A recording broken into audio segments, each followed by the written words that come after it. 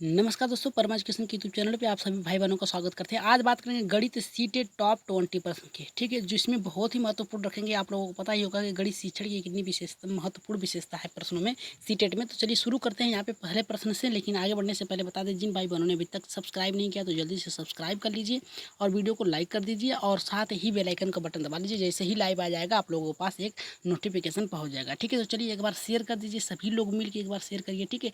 Share कर दीजिए जल्दी से मिल के आप लोग। और चलिए क्लास को शुरू करते हैं, क्योंकि आज के जो प्रश्न हैं बहुत ही महत्वपूर्ण होने वाले हैं गणित शिक्षण के लिए। और सभी लोगों को पता है कि 15 प्रश्न कितने उपयोगी होते हैं, हमें यहीं से मिल जाते हैं 15 प्रश्न जो सोल्व नहीं करने पड़ते हैं। तो ठीक है, चलिए शुरू करते हैं यहाँ पे पहले प्रश्न से। देखते हैं पहला प्रश्न हमारा क्या कर रहा है। उपचारात्मक शिक्षण की व्याख्या में शामिल है। यहाँ पे कह रहा है कि उपचारात्मक शिक्षण की व्याख्या में क्या शामिल है। पहला कह रहा है कि सामूहिक अनुवर्ग शिक्षण, दूसरा कह रहा है यहाँ पे निरीक्षण अनुवर्ग शिक्षण, और तीसरा कह रहा है कि व्यक्तिगत अनुवर्ग शिक्षण, और चौथा कह रहा है कि उपयुक्त सभी। तो जल्दी से बताइए पहले का राइट आंसर क्या होगा हमारा। यहाँ पे पूछ रहा है कि गणित के अंतर्गत पूछा है कि उपचारात्मक शिक्षण का व्याख्या में शामिल है, ठीक है, शिक्षण की व्याख्या में शामिल है। क्या शामिल है? सामूहिक, निरीक्षण, व्यक्तिगत और उपयुक्त सभी। तो आप लोगों को पता है कि जो क्लास होती है आप लोगों को व्यक्तिगत भी हो सकती है और सामूहिक भी हो सकती है, ठीक है। सामूहिक भी हो सकती है और निरीक्षण यानी क्या कठिनाई है, क्या स्तर है, उसका क्या उपचार किया जाना चाहिए, ये सभी जोड़ के होता है, ठीक है। ये सभी जोड़ के उपचारात्मक शिक्षण के अंतर्गत आता है। तो राइट आंसर हमारा यहाँ पे चौथे के साथ जाएगा। अगर सहमत है तो एक बार यस करिए और वीडियो को लाइक करना ना भूलें, ठीक है। लाइक करना ना भूलें और शेयर कर दीजिए जल्दी से, ताकि अधिक से अधिक लोग इससे लाभ उठा सकें, ठीक है। तो चलिए शुरू करते हैं अपने दूसरे प्रश्न से। देख लेते हैं दूसरा प्रश्न हमारा क्या कह रहा है यहाँ पे। देखिए दूसरा प्रश्न ये कहा कि अधिगम संबंधित गलतियों और कमियों को दूर करने के लिए क्या आवश्यक है। यानी छात्रों में जो अधिगम के संबंधित जो गलतियां हो रही हैं और कमियां हो रही हैं उसे दूर करने के लिए हमें क्या आवश्यक कार्य करना चाहिए, ठीक है। तो राइट आंसर देखिए कौन सा होता है यहाँ पे। पहला होता है, दूसरा होता है, तीसरा, चौथा। आप लोग जल्दी से तर्क करिए और जल्दी से आंसर बताइए इसका, ठीक है। यहाँ पे कह रहा है कि उपलब्धि परीक्षण होना चाहिए, निदानात्मक परीक्षण होना चाहिए, उपयुक्त शिक्षण होना चाहिए, या फिर सूक्ष्म शिक्षण होना चाहिए, ठीक है।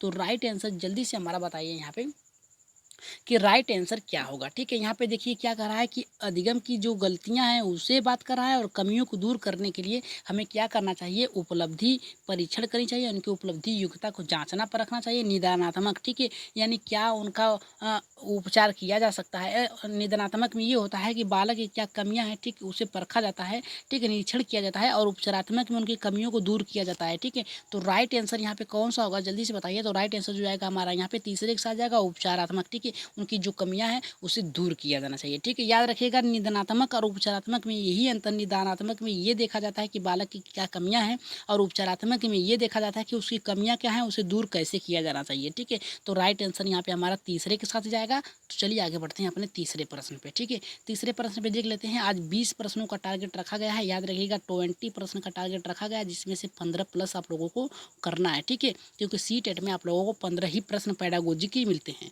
तो चलिए देख लेते हैं तीसरा क्या कह रहा है कि गणित का वह शैक्षणिक उद्देश्य है, गणित वह शैक्षणिक उद्देश्य है उद्देश्य से शिक्षक कक्षा में प्राप्त कर लेता है, ठीक है। यहाँ पे कह रहा है कि गणित का वह शैक्षणिक उद्देश्य से शिक्षक जो होता है कक्षा में ही प्राप्त कर लेता है, उसे उस कला को कहा जाता है, ठीक है, प्राप्त कर लेता है, ठीक है, उसे कहा जाता है, ठीक है। यहाँ पे उसे होगा, ठीक है, उसे कहा जाता है, उसके अंतर्गत आता है। पहला कह रहा है कि व्यवहारगत उद्देश्य, दूसरा कह रहा है कि समान उद्देश्य, और तीसरा यहाँ पे कह रहा है कि विशिष्ट उद्देश्य, चौथा कह रहा है यहाँ पे कि प्राप्त प्राप्त उद्देश्य, ठीक है। तो राइट आंसर हमारा कौन सा जाएगा यहाँ पे जल्दी से बताइए। तीसरे का राइट आंसर क्या होगा? व्यवहारगत होगा, सामान्य उद्देश्य होगा, विशिष्ट होगा, या फिर प्राप्त उद्देश्य होगा। तो तीसरे का राइट आंसर जो जाएगा यहाँ पे चौथे के साथ जाएगा, प्राप्त उद्देश्य, क्योंकि वो क्या कर रहा है, गणित की शैक्षणिक उद्देश्य को शिक्षक कक्षा में ही प्राप्त कर लेता है, ठीक है। तो प्राप्त उद्देश्य के अंतर्गत आएगा, ठीक है। उसका उद्देश्य ये होना चाहिए कि जो भी हम मौखिक कार्य करा रहे हैं, ठीक है, उसके अंतर्गत बालक जल्दी से अपना जवाब उत्तर बता रहा है, तो ये हमारा होगा प्राप्त उद्देश्य के अंतर्गत आएगा, ठीक है। चलिए आगे बढ़ते हैं अपने चौथे प्रश्न पे। देख लेते हैं चौथा प्रश्न हमारे यहाँ पे क्या कह रहा है। देखिए चौथा ये कह रहा है कि यदि ज्यामितीय आकृतियों का अवबोध, ठीक है, अवबोध हो जाता है तो छात्रों में व्यवहार में परिवर्तन हो जाता है, ठीक है। यहाँ पे कह रहा है कि यदि जो ज्यामितीय आकृतियां हैं उसका अवबोध बालकों को हो जाता है, ठीक है, छात्रों का व्यवहार परिवर्तन होगा, ठीक है। कैसा होगा व्यवहार परिवर्तन? पहला कह रहा है कि आकृतियों के वर्गीकरण करने का, दूसरा कह रहा है यहाँ पे कि वैसी आकृतियों की को सीखने का, और तीसरा कह रहा है यहाँ पे आकृतियों की प्रशंसा करने में, और चौथा कह रहा है यहाँ पे गणित परिषद पट, ठीक है, ज्यामितीय आकृतियों का प्रदर्शन करने का। ठीक है, तो राइट आंसर जल्दी से बताइए यहाँ पे हमारा राइट आंसर कौन सा होगा, पहला होगा, दूसरा होगा, तीसरा, चौथा, कौन सा राइट आंसर होगा, अब जल्दी से बताइए यहाँ पे। ठीक है, चौथे का जो राइट आंसर जाएगा यहाँ पे हमारा पहले के साथ जाएगा, आकृतियों का वर्गीकरण करना सीख लेता है बालक, तभी तो वो क्या करता है, ज्यामितीय आकृतियों का अवबोध हो जाता है। ठीक है, उनको ज्ञान हो जाता है। ठीक है, तो यहाँ पे क्या होता है, आकृतियों के वर्गीकरण करने में, ठीक है, पहचान करने में वो सक्षम हो जाता है। ठीक है, तो उसके व्यवहार में परिवर्तन हो जाता है। ठीक है, तो यहाँ पे राइट आंसर जो जाएगा यहाँ पे पहले के साथ जाएगा। ठीक है, चलिए आगे बढ़ते हैं, अपने पांचवें प्रश्न पे देख लेते हैं। पांचवा प्रश्न क्या कह रहा है, और थोड़ी अपनी संख्या जल्दी से बढ़ाइए। ठीक है, जल्दी से शेयर करिए, अपने अपने ग्रुपों में शेयर करिए, और साथ ही साथ में आप लोग प्रश्नों को जल्दी उत्तर देने का प्रयास करें। ठीक है, यहाँ पे पांचवा ये करा है कि यदि आपकी कक्षा में कोई छात्र गणित विषय में कई बार अनुत्तीर्ण, यानी जो आपका छात्र है, आपकी कक्षा में एक छात्र बार बार एक ही विषय में अनुत्तीर्ण होता है। ठीक है, तो छात्र की गणितीय की के किस क्षेत्र में कमजोर है, इसे जानने के लिए आप क्या करेंगे। ठीक है, अगर कोई छात्र है आपकी कक्षा में जो है बार बार गणित के विषय में अनुत्तीर्ण हो रहा है, ठीक है, उसकी कठिनाई को जानने के लिए, किस क्षेत्र में कमजोर है उसे जानने के लिए आप क्या करेंगे, लिखित कार्य करेंगे, मौखिक कार्य करेंगे, निदानात्मक कार्य करेंगे, या फिर उपचारात्मक कार्य करेंगे। तो जल्दी से बताइए पांचवें का राइट आंसर क्या होगा हमारा यहाँ पे। देखिए, लिखित कार्य के द्वारा उसकी जो आप उसकी कमियां नहीं जान सकते। ठीक है, मौखिक कार्य के भी द्वारा आप नहीं कर सकते, लेकिन निदानात्मक कार्य के द्वारा आप जान सकते हैं। ठीक है, यहाँ पे देखिए, वहाँ पे उपचारात्मक, ठीक है, उसकी जो गलतियाँ हो रही थी वहाँ उसे दूर करने के लिए आप उपचारात्मक कार्य कर रहे थे, लेकिन निदानात्मक यानी सभी को देखेंगे कि वो छात्र उसका निरीक्षण करेंगे। ठीक है, निरीक्षण करने के अंतर्गत निदानात्मक आता है कि उसकी कमी क्या है, उसे आप कैसे जान सकते हैं। यहाँ पे देखिए, जानने की बात किया है, न कि यहाँ पे उसकी क्या किया, उसके उपचार करने की बात कहा है। ठीक है, उसकी कठिनाई को दूर करने की बात नहीं किया, यहाँ पे जानने की बात किया है, तो आप जानने को निदानात्मक में रख सकते हैं। ठीक है, तो राइट आंसर यहाँ पे तीसरे के साथ हमारा जाएगा। ठीक है, यहाँ पे उपचारात्मक नहीं होगा, यहाँ पे निदानात्मक होगा। ठीक है, अगर वहाँ पे कहता है उसकी कठिनाई को दूर करने के लिए क्या उपाय करेंगे, तो आप उपचारात्मक शिक्षण देंगे। अगर यहाँ पे कह रहा है जानने का प्रयास कर रहा है, तो आप निदानात्मक यानी निरीक्षण के अंतर्गत आएगा। ठीक है, तो राइट आंसर यहाँ पे हमारा यहाँ पे तीसरे के साथ जाएगा। चलिए आगे बढ़ते हैं, अपने छठे प्रश्न पे देख लेते हैं। छठा प्रश्न हमारा क्या कह रहा है, देखिए, छठा प्रश्न ये करा है कि निदानात्मक परीक्षणों से ज्ञात किया जा सकता है, यानी जो निदानात्मक परीक्षण है उससे क्या ज्ञात किया जा सकता है। देखिए, ऊपर ही आप लोगों को बता दिया क्या किया जाता है।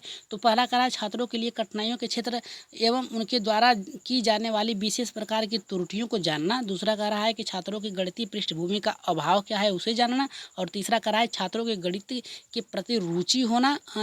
और यहाँ पे चौथा कह रहा है कि छात्रों के लिए गणित का कठिन होना। ठीक है, तो यहाँ पे देखिए क्या हुआ, आप दो प्रश्न तो ऐसे ही काट देंगे। कैसे काटेंगे, देखिए यहाँ पे कह रहा है कि छात्रों की गणित में के प्रति रुचि, अगर रुचि होती तो यहाँ पे देखिए क्या कर रहा है, निदानात्मक यानी उनकी कठिनाई को जानने की बात कर रहा है। ठीक है, तो यहाँ पे कठिनाई जानने की बात कर रहा है, तो यहाँ पे रुचि है, तो ये कैसे हो सकता है। और कठिन है, कठिन नहीं। ठीक है, जिसको आता है उसके लिए तो कोई बात नहीं, जिसको नहीं आता उसको कठिन तो लगेगा ही। ठीक है, तो यहाँ पे देखिए दूसरा कर रहा है पृष्ठभूमि, छात्रों की गणित की पृष्ठभूमि यानी उनकी रूपरेखा क्या है उसे जानने की बात कर रहा है, ये भी गलत है।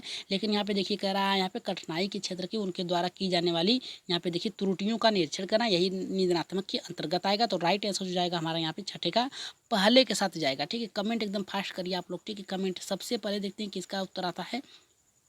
ठीक है, तो चलिए देख लेते हैं यहाँ पे सातवां देख लेते हैं। सातवां क्या कह रहा है यहाँ पे, आज प्रश्नों की संख्या अधिक है इसलिए फास्ट एकदम करते चलेंगे। ठीक है, तो चलिए देख लेते हैं कमजोर तथा पिछड़े छात्रों के लिए उपचारात्मक। ठीक है, देखिए वहाँ पे उपचारात्मक शिक्षण का उपयोग, यहाँ पे देखिए उपचारात्मक शिक्षण का बात किया है।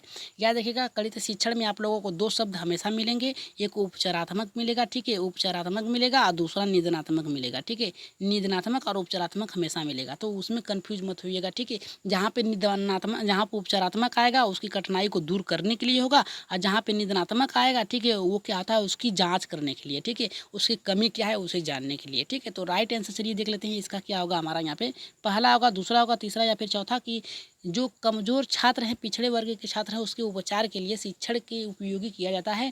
यहाँ पे देखिए पहला करा है कि निदानात्मक मूल्यांकन के बाद, उपलब्धि परीक्षण के बाद, निदानात्मक परीक्षण के पहले और उपलब्धि परीक्षण के पहले। ठीक है, तो राइट आंसर जल्दी से बताइए यहाँ पे।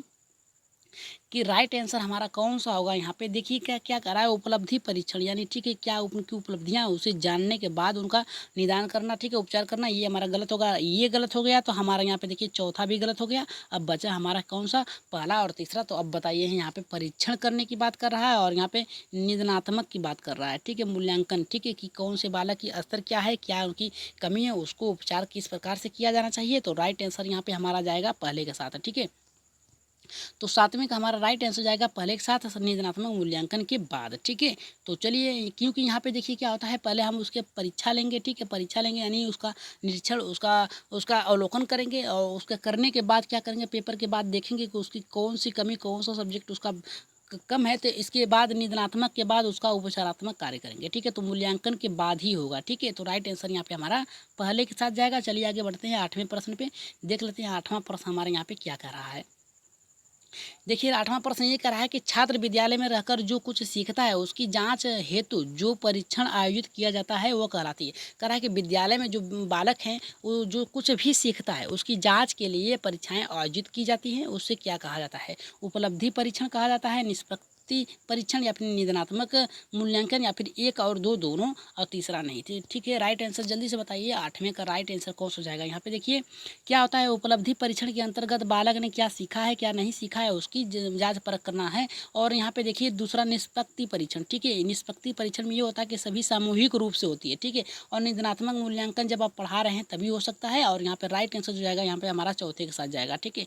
यहाँ पे एक और दो दोनों राइट आंसर होगा और इस आधार पे हमारा यहाँ पे चौथा राइट आंसर होगा, ठीक है। तो चलिए आगे बढ़ते हैं अपने 9वें प्रश्न पे, देख लेते हैं 9वां प्रश्न हमारा क्या कह रहा है यहाँ पे। 9वां प्रश्न बहुत ही महत्वपूर्ण होने वाले हैं और इसे पूरा करने से पहले बता दें कि एक बार शेयर फिर से कर दीजिए, ठीक है। अपने चैनलों में शेयर कर दीजिए और जिन भाई बहनों ने अभी तक चैनल को सब्सक्राइब नहीं किया तो जल्दी से सब्सक्राइब करने के साथ ही बेल आइकन भी दबा लीजिए ताकि नोटिफिकेशन आप लोग के पास पहुँच जाए जैसे ही लाइव आया जाए, ठीक है। तो चलिए देख लेते हैं यहाँ पे क्या कर रहा है 9वां की, यदि कक्षा 6 का एक छात्र किसी प्रश्न को हल करते समय गणना संबंधित त्रुटियाँ करता है, जैसे कर रहा है कि 12 + 5 कर रहा है और लिख रहा है कितना 16 लिख रहा है, ठीक है। तो इस प्रकार की त्रुटि को उपचार हेतु, ठीक यहाँ पे देखिए उपचार की बात किया है, हेतु संशोधन की आवश्यकता है। पहला कर रहा है यहाँ पे प्रश्नों के मौखिक रूप से हल करवाएं और दूसरा कर रहा है कि छात्रों को अधिक से अधिक गृहकार्य प्रदान करें और तीसरा कर रहा है त्रुटियों पर आधारित प्रश्नों को उसे सैंपट पर हल करवाएं और चौथा कर रहा है कि छात्रों को गणना संबंधी उपकरणों का प्रयोग करने की सलाह दे, ठीक है। तो 9वें का राइट आंसर कौन सा जाएगा यहाँ पे हमारा। देखिए यहाँ पे क्या होता है, यहाँ पे देखिए क्या हुआ, यहाँ पे देखिए लिखित कार्य का यहाँ पे बात कर रहा है, ठीक है। क्या कर रहा है, बालक जो होता है यहाँ पे 12 + 5 करके 17 न लिख के 16 लिख रहा है, ठीक है। तो उसे क्या है, लिखित कार्यों में प्रॉब्लम है, ठीक है। तो ये देखिए मौखिक, यानी मौखिक से पूछेंगे तो बालक जो गणित का होता है, गणित का जो सब्जेक्ट होता है इसे मौखिक रूप से आप नहीं पूछ सकते पेडागोजी के अलावा, ठीक है। दूसरा ये हमारा कर रहा है छात्रों से अधिक गृह कार्य देंगे तो उस पर लोड पड़ेगा, ठीक है। उसकी मानसिक योग्यता जो होती है पहले उसे समझ में नहीं आएगा तो आप दूसरा सवाल दे देंगे तो उसे और भी नहीं आएगा।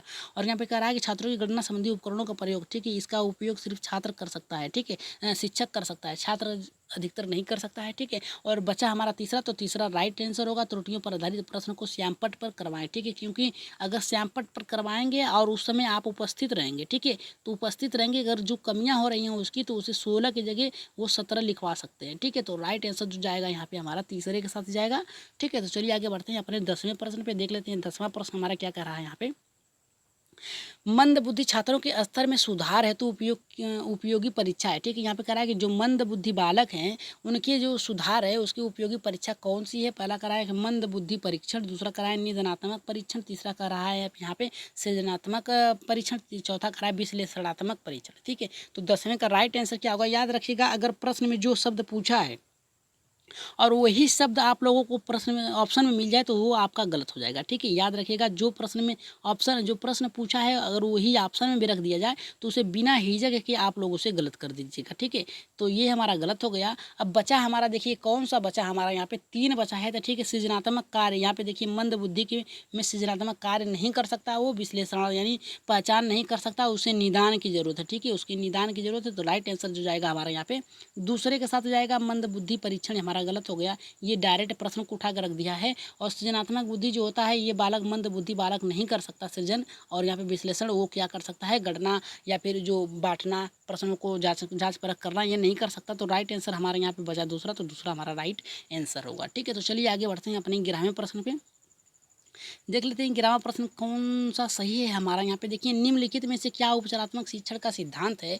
निम्नलिखित में से उपचारात्मक शिक्षण का सिद्धांत क्या है। ठीक है, यहाँ पे देखिए पहला कह रहा है कि अध्यापक और छात्र में निकट संबंध, दूसरा कह रहा है कि कार्य अनुभव, तीसरा कह रहा है कि अध्यापक का व्यापक दृष्टिकोण, और यहाँ पे चौथा कह रहा है कि उपयुक्त तो सभी। ठीक है, तो राइट आंसर हमारा कौन सा होगा, जल्दी से बताइए। उपचारात्मक शिक्षण की बात किया है। ठीक है, उपचारात्मक शिक्षण की बात किया है, तो यहाँ पे राइट आंसर पहला होगा, दूसरा होगा, तीसरा होगा, चौथा होगा। जल्दी से बताइए यहाँ पे राइट आंसर कौन सा होगा। तो राइट आंसर जो जाएगा अध्यापक व्यापक दृष्टिकोण, यानी इसका क्या होता है, अध्यापक का जो होता है छात्रों पर गहन दृष्टिकोण बनाए रखना। ठीक है, उनकी कमियां क्या हैं, ठीक है, उसको कैसे दूर किया जा सकता है, कौन कौन सा विधि प्रयोग करके बालक को रुचि उत्पन्न किया जा सकता है। ठीक है, तो इसी यही हमारा राइट आंसर होगा तीसरा। ठीक है, तो चलिए आगे बढ़ते हैं अपने यहाँ पे।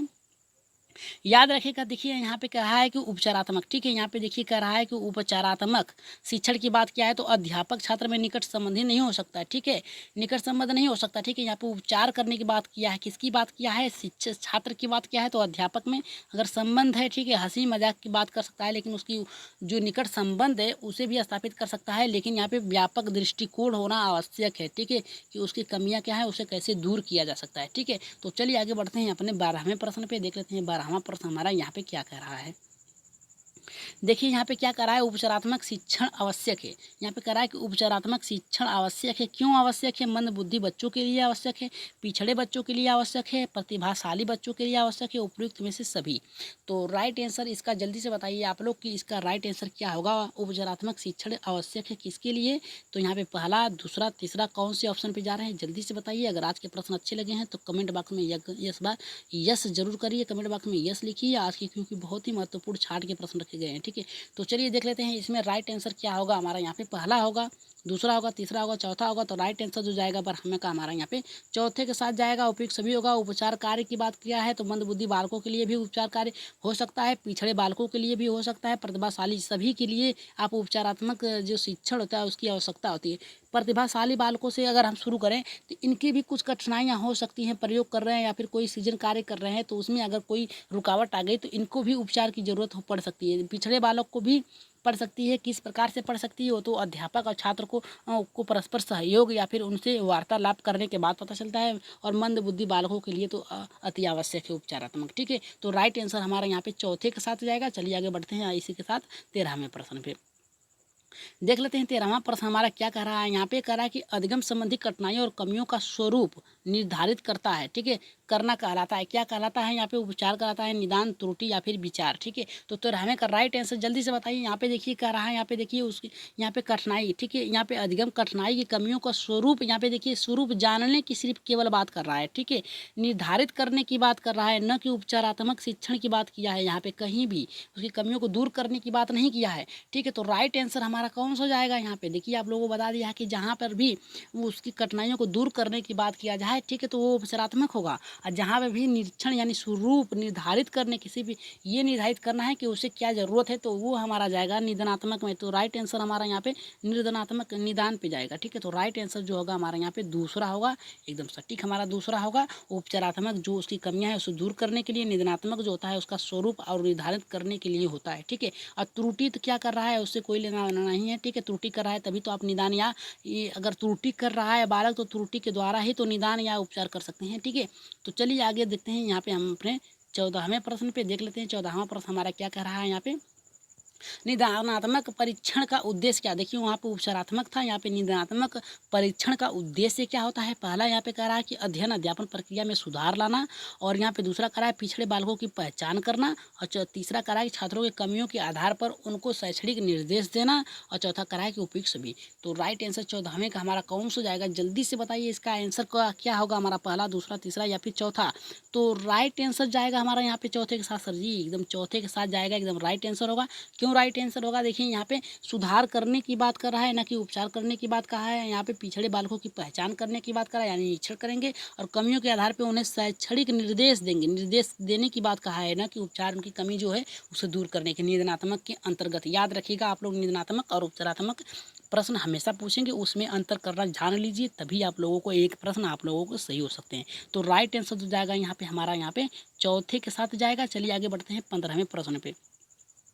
देख लेते हैं 15वां प्रश्न क्या कह रहा है। निदानात्मक परीक्षण का महत्व है, ठीक है। यहाँ पे महत्व की बात किया है 15वां, तो बताइए महत्व क्या है। निर्देशन, शिक्षण, उपचारात्मक शिक्षण की व्यवस्था, और यहाँ पे कह रहा है कि उपयुक्त सभी। तो राइट आंसर जो जाएगा आप लोग देख ही चुके हैं, निर्देशन भी होगा, शिक्षण भी होगा, और उपचारात्मक शिक्षण की व्यवस्था की बात क्या है, ना कि उपचारात्मक शिक्षण देना, ठीक है। यहाँ पे देखिए व्यवस्था की बात क्या है, निदानात्मक के अंतर्गत आ गया, और उपयुक्त सभी हमारा राइट आंसर होगा। कौन सा सही राइट आंसर होगा हमारा यहाँ पे हमारा राइट आंसर जो जाएगा चौथे के साथ जाएगा, उपयुक्त सभी के साथ जाएगा। और इसी के साथ एक बार शेयर कर दीजिए, जल्दी से शेयर कर दीजिए, एक बार शेयर करिए अपने अपने ग्रुप में। और लास्ट में आप लोगों के लिए एक प्रश्न रखे गए हैं, ठीक है। तो चलिए देख लेते हैं यहाँ पे 16वां हमारा क्या कह रहा है।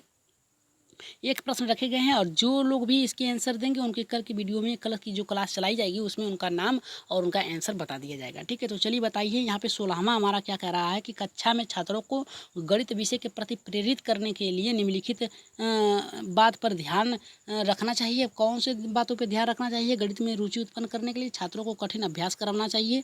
दूसरा, सभी छात्रों को समान रूप से शिक्षा देनी चाहिए। और तीसरा करा कि छात्रों में आत्मविश्वास की भावना का विकास करना चाहिए। और यहाँ पे चौथा करा है छात्रों को हल की गई समस्याओं में अधिक से अधिक कमी निकालना, ठीक है। तो राइट आंसर जल्दी से बताइए 16वें का राइट आंसर क्या होगा हमारा। यहाँ पे देखिए पहले ही कह रहा है कि कठिन, ठीक है, ये गलत हो गया। कठिन अभ्यास करवाने की बात कर रहा है, ठीक है। यहाँ पे अभ्यास करवाने, रुचि करने लेने की बात नहीं कर रहा है, रुचि उत्पन्न करने की बात नहीं कर रहा है, तो ये हमारा गलत हो गया। सभी बच्चों को समान रूप से शिक्षा तो देंगे, लेकिन किस स्तर पे देंगे ये तो निर्धारित नहीं किया इसमें। लेकिन चौथा कह रहा है कि समस्याओं को अधिक से अधिक यानी जो उनकी समस्या है उसे अधिक कमी निकालने की बात कर रहा है, ये भी गलत हो गया। बचा हमारा तीसरा, तो तीसरा राइट आंसर होगा जी। यहाँ पे तीसरा जो होगा हमारा राइट आंसर होगा छात्रों में आत्मविश्वास, ठीक है। आत्मविश्वास यानी उत्साह भरने की भावना का विकास करना चाहिए, ताकि उनको क्या है, रुचि उत्पन्न हो सके गणित विषय में, ठीक है। तो राइट आंसर जो जाएगा हमारे यहाँ पे तीसरे के साथ जाएगा। चलिए आगे बढ़ते हैं अपने 17वें प्रश्न पे इसी के साथ। यहाँ पे देखिए 17वां प्रश्न बहुत ही महत्वपूर्ण है, और इस प्रश्न के लिए आप लोगों को कितने सेकंड मिलेंगे? 5 सेकंड मिलेंगे, ठीक है। कितने सेकंड? 5 सेकंड मिलेंगे। देखते हैं कितने लोगों का पहले आता है आंसर इसका। तो देख लेते हैं, कक्षा 7 के छात्रों में गणित विषय के प्रति रुचि पैदा करने के लिए शिक्षक में कौन सा तरीका अपनाना चाहिए, ठीक है। यानी जो कक्षा 7 के छात्र हैं उनमें रुचि उत्पन्न करने के लिए आप एक शिक्षक हैं तो कौन सा तरीका अपना सकते हैं। तो पहला कहा है कि कमजोर छात्रों के लिए अतिरिक्त कक्षा की व्यवस्था करना, और दूसरा कहा है कि गणित विषय में 2 क्लास देना, और तीसरा कहा है कि छात्रों को आकर्षक पुस्तकें उपलब्ध कराना, चौथा कहा है कि गणित पहेलियाँ तथा अन्य मनोरंजन क्रियाओं के माध्यम से शिक्षा प्रदान कराना, ठीक है। तो 17वें का राइट आंसर कौन सा होगा? यहाँ पे देखिए पहले प्रश्नों को हम पहले शुरू से काटते आते हैं, देखते हैं कौन कौन सा गलत है। यहाँ पे कह रहा है कि अतिरिक्त कक्षा का व्यवस्था नहीं। यहाँ पे देखिए रुचि उत्पन्न करने की बात कर रहा है, तो सामूहिक रूप से सभी को चर्चा पर चर्चा में भागीदार बनाएंगे और उनमें रुचि उत्पन्न कराएंगे। तो पहला हमारा गलत हो गया। यहाँ पे 2 क्लास की बात किया है, तो 2 क्लास की बात करेंगे तो क्या बालक को आ जाएगा? नहीं, उनमें पहले आत्मविश्वास की भावना को जागृत करना होगा, ठीक है। और तीसरा कह रहा है कि आकर्षक पुस्तकें, इससे कोई लेना देना नहीं, ये तो हमारा वैसे ही गलत हो गया, ठीक है। तो हमारा आप देखिए पहला भी गलत हो गया, दूसरा भी गलत हो गया, तीसरा भी, लेकिन बचा कौन हमारा? पहला। यहाँ पे देखिए पहेलियाँ और मनोरंजन यानी खेल विधि के द्वारा हम उनमें जो होता है हम उन्हें क्या कर सकते हैं? रुचि उत्पन्न कर सकते हैं गणित विषय में, ठीक है। तो राइट आंसर जो जाएगा यहाँ पे हमारा चौथे के साथ जाएगा। चलिए आगे बढ़ते हैं 18वें प्रश्न पे इसी के साथ। और याद रखिएगा ये प्रश्न जो है आप लोगों को देख लीजिए, सी टेट जून 2011 में पूछा जा चुका है, और आप लोग जांच परख कर सकते हैं, ठीक है। तो इसीलिए रखा गया है क्योंकि ये प्रश्न जो अब आएंगे 2 प्रश्न, ठीक है, इसके बाद वो भी रखे गए हैं, सी टेट से उठा के रखे गए हैं, और इसमें गलत नहीं करना है। एक अच्छा गणितज्ञ होने के लिए क्या जरूरी है? पहला कह रहा है कि सभी अवधारणाओं को समझना, लागू करना और उसमें संबंध बनाना, और दूसरा कह रहा है सवालों को उत्तर देने की तकनीक में निपुणता, तीसरा कह रहा है कि अधिकतर यहाँ पे करा है कि अधिकतर सूत्रों को याद करना, तीसरा चौथा करा है कि बहुत जल्दी सवालों को हल कर लेना। ठीक है, तो राइट आंसर यहाँ पे जल्दी से बताइए, हमारा पहला सही होगा, दूसरा सही होगा, तीसरा सही होगा, चौथा। यानी ये कि गणितज्ञ होने के लिए क्या जरूरी है, आपको जल्दी से जल्दी सवालों को हल करना आना चाहिए, सूत्र याद होना चाहिए, निपुणता होनी चाहिए और संबंध बनाना चाहिए। ठीक है, तो राइट आंसर कौन से पे जा रहे हैं आप लोग जल्दी से बताइए।